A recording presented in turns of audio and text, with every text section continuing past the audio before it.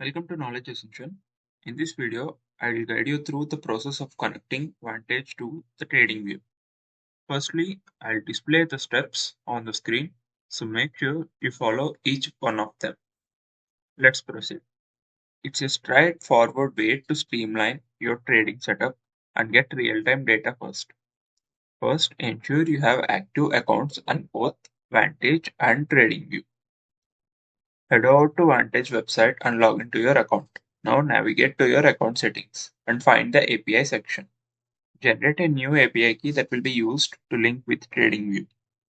Copy this key and go to TradingView. Click on the Broker tab under the settings, select Vantage and paste the API key you copied. Make sure to double check the API permissions to allow trading actions.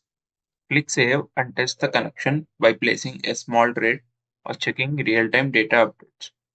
That is it. Your accounts are now linked for seamless trading. Hit subscribe if you found this video helpful.